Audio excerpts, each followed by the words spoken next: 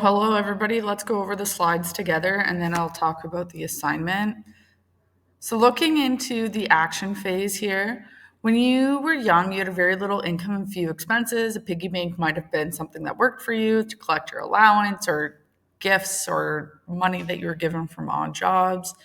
A piggy bank is not a secure location for large sums of money, nor is it a convenient place to have your money if you want to use it to pay bills or purchase larger items as you move into this next phase of life. As you obtain more money, you need a better storage place and a system that allows you to use checks as well as cash, also debit cards and visas now. So, since checks have been around since ancient times, their popularity as a non cash method really evolved in the late 20th century. Some of you may never have to write a check, while others you will have to learn how to write a check. So, it's good to know how they work. New electronic payment systems are used more often than checks. As we all know, the tap method, online payment, Apple Pay, Google Pay, those kinds of things. So, where did the history of the piggy bank come from? This is a really cute article about why it's a piggy bank and not a cow bank, for example. So please check it out. So, some financial institution information that you'll need to know for the upcoming assignments. So, income often comes in the form of a check or a direct deposit, which requires a financial institution to process so you can receive and use the money you earned. So, you got to take that check if you're given it physically to a bank and have them process it to have it either put into your account or turned into cash. And for a direct deposit, you need to have an active bank account. So there are several steps to financial institutions that are offer a variety of services to help you manage your money. So three things financial institutions used most frequently for day-to-day management include things such as charter banks. So these are institutions that provide basic banking products and services. Trust companies. These are institutions that have the ability to provide trustee services. A trustee is someone who's put in charge of managing the financial affairs of an individual. So let's say for some reason you need somebody to watch your money or control it for you. That's what a trustee company does. Sometimes this is done to manage the affairs of a minor until they come of age to be able to manage these affairs themselves. Other times it is done for adults who want someone with expertise to take the management responsibilities. Oftentimes you hear this in movies or TV shows where a minor is going to be taking over the family fortune, but they need a trustee to watch it until they turn 18. And then there's credit unions. These are institutions that are owned by its members because they operate as a nonprofit organization, and they are often able to provide their services at more competitive rates. So really deciding on what institution and which type of account you need is based on the services you want to have available to you and the amount of money you are willing to pay in fees or interest, because you can't just open a bank account for free in order to have those services. The decision rests on the need for a check and or savings account. The Bank of Canada does not actually provide financial services to individuals. It is a government agency that regulates banking throughout Canada. Fun little fact there.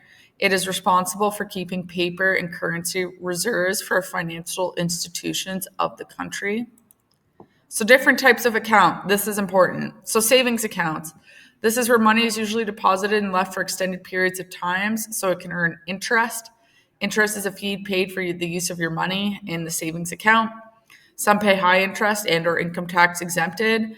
Few withdrawals are usually associated with the type of account and higher service charges paid for making withdrawals. So for example, savings account, you're only allowed to take out money twice, and if you use it, you have to pay a fee.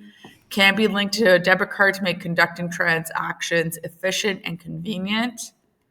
It's actually smarter to not have your savings account attached to your debit card, just so you don't accidentally use your savings account and then get charged that access fee. It's better to have it, and then that way you can go on to your mobile app and transfer money into your checking account, where the fees may be less and you may be able to use it more often. So checking accounts. It's a working account. It's a place to accept deposits, for example, something from a paycheck. You make withdrawals to pay bills or make purchases. Money can be deposited or withdrawn frequently for daily, weekly, or monthly transactions. This can be linked to a debit card to make conducting transactions efficient and convenient. So banks have become very competitive in the products and services they provide customers. You see them all the time offering things like sign up with us and get an iPad. This makes it difficult to decide which institution to choose and which products are right for you. To make an effective comparison of institutions, accounts, and services while navigating and advertising and marketing strategies, a list of criteria is essential. So this is where you can use those extra links, as I said in today's post, to help you out. Read them over to make sure you really understand what banking is. Now looking at today's assignment. So we have 4 characters here who need help deciding what their banking needs are. So if we look at Spencer Reed moved away from home when he went away to college. He moved in with 2 other students from his college program. He's been handling his finances with cash until recently, as one of his roommates put all the utility bills in his name and collected cash from the housemates in order to make the payments. Now Spencer plans to move into his own apartment and pay all his own bills. What type of bank account should Dr. Spencer Reed open and why? So in this part here, you can go back and use the slides we just went over from slide 8 to 21 and explain to me the type of bank account Spencer should open is what type? Checking, savings, you tell me, and why, right? Is because... Why? If he's needing a savings account, you would say because he's trying to save money, he needs something with less transaction limits. He's okay with limited transaction limits. Or if it's a checking account, he needs something where he can do a lot of banking all at once and not be penalized for multiple transactions. You're going to do that for all 4 characters and tell me what kind of account they need. Really use those slides to help you out. And as always, if you're still lost and have no idea what to do, reach out to me.